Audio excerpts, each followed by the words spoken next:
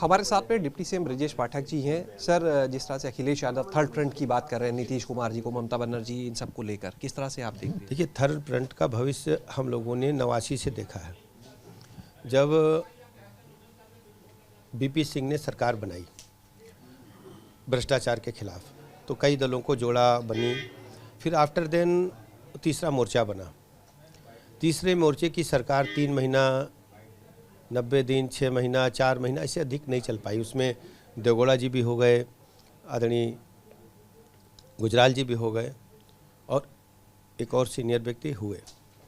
लेकिन तीसरे मोर्चे की बात वहीं समाप्त हो गई।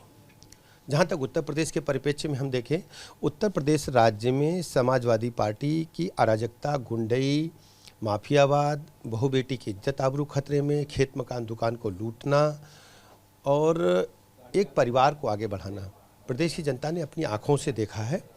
अब प्रदेश के लोग एक ऐसी पार्टी के साथ हैं, भारतीय जनता पार्टी के साथ हैं, जो सर्वव्यापी है, सर्वग्राही है और सर्वस्पर्शी है।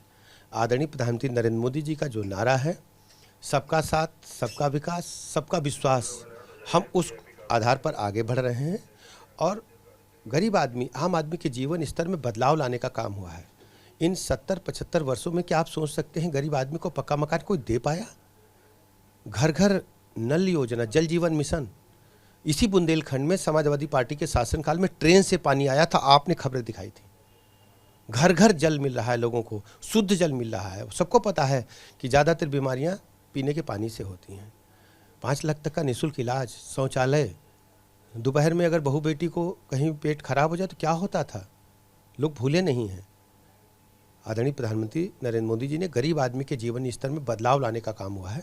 हम सब उनके नेतृत्व में काम कर रहे हैं और मैं दावे के साथ कहता हूं कि 2024 में हम सभी सीटों पर चुनाव जीतेंगे और इतिहास बनेगा। तीसरी बार आदरणीय प्रधानमंत्री नरेंद्र मोदी जी के नेतृत्व में सरकार बनेगी। मायावती कह रही है अगर भाजपा वाकई में आरक्षण चाहती तो वो धर्मांतरण, जिहाद, इन मुद्दों पर न रहती बल्कि काम करती आरक्षण। असल भारतीय संस्कृति की रक्षा के लिए कोई तो बोलेगा। जब आज़ादी की लड़ाई हुई, जब देश का बंटवारा हुआ, उसमें सब लोग इकट्ठा थे। किस ढंग से क्या नहीं हुआ, कत्लेआम हुआ था बॉर्डर पर, ट्रेनें आती थी लाशों को लेकर के, तलवार से लोगों को काटे जा रहे थे सिर। उस समय कौन खड़ा था? इनसे पूछे जा करके। ये वोट के लिए केवल बयानबाजी हो रही है। हम वोट के आधार पर नहीं, हम सर्वव्यापी, सर्वस्पर्शी हैं। हम उन लोगों के बीच में जा रहे हैं जिनका हक मारा गया है। आप सोचिए, 3 तलाक अगर कानून पास हुआ है तो किसके लिए है? आधी आबादी के लिए, मुस्लिम समाज की महिलाओं के लिए। आदरणीय मोदी जी ने किया है, दूसरे ने नहीं किया है। तो सपा सरकार भी सुप्रीम कोर्ट जा रही है आरक्षण के मुद्दे को लेकर। देखिए, समाजवादी पार्टी तो बोले ना, रिजर्वेशन का मुद्दा था, मैं पार्लियामेंट में था, यही समाजवादी पार्टी के लोगों ने रिजर्वेशन की बिल की प्रतियां फाड़ी थी और वो फुटेज निकाल के देखिएगा, आप लोगों के पास होगा। चाहे महिला रिजर्वेशन हो और चाहे SC ST का रिजर्वेशन हो, इन लोगों ने प्रतियां फाड़ी थी। मेरे सामने आंखों की बात है और फुटेज निकाल के चला दीजिए, आप पता चल जाएगा। ये सब रंगे सियार हैं, इनका कोई मतलब नहीं है राजनीति में। ये केवल अपना पेट भरने के लिए राजनीति में आए हैं और पुश्तैनी संस्कृति को मान करके चलते हैं कि हम राजकुमार हैं। भारतीय जनता पार्टी गरीब कल्याण योजनाओं को लेकर के आदरणीय प्रधानमंत्री नरेंद्र मोदी जी के नेतृत्व में काम कर रही है। हर स्थिति में हम पूरे देश के लोगों को, उत्तर प्रदेश के लोगों को, उनके जीवन स्तर में बदलाव ला रहे हैं। उनको पक्का मकान मिला है, निःशुल्क शौचालय मिला है, 5 लाख तक का निःशुल्क इलाज मिला है, उज्ज्वला गैस मिली है। जनधन मुसीबत में जब कोरोना काल आया तो लगातार तब से अनाज देने का काम, चूल्हा बंद नहीं होगा गरीब का। अब गरीब की चिंता करने वाला नेता आदरणीय प्रधानमंत्री नरेंद्र मोदी जी हैं।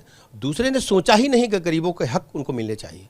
नए साल की शुरुआत में ही भारत जोड़ो यात्रा पहुंचेगी यूपी में कांग्रेस की, चुनौती तो नहीं आपकी? कांग्रेस पार्टी समाप्त हो चुकी है, कोई मतलब नहीं। आप भी जानते हो, फुटेज इसलिए देते हो कि आपके पास बीट के लोग हैं, उनका कोई मतलब नहीं। आखिरी सवाल, 2022 को कैसे देखते हैं उत्तर प्रदेश सरकार के लिहाज से? 2022 हमारे लिए एक जीवन में मील का पत्थर साबित होगा। 35 वर्षों के बाद उत्तर प्रदेश में कोई भी सरकार रिपीट हुई है 2022 में। 2022 में विपक्षी दलों ने संयुक्त रूप से एक मुहिम चलाई जिसको उत्तर प्रदेश की जनता ने नकार दिया, हाशिए पर धकेला और दोबारा हम आदरणीय योगी जी के नेतृत्व में 35 वर्षों के बाद कमल चुनाव चिन्ह पर सरकार बनाए हैं और जनता का भरोसा और विश्वास बढ़ा है।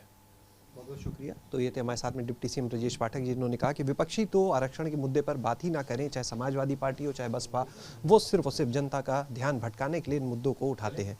कैमरा सहयोगी प्रमोद के साथ शैलेश अरोरा, एबीपी गंगा, लखनऊ।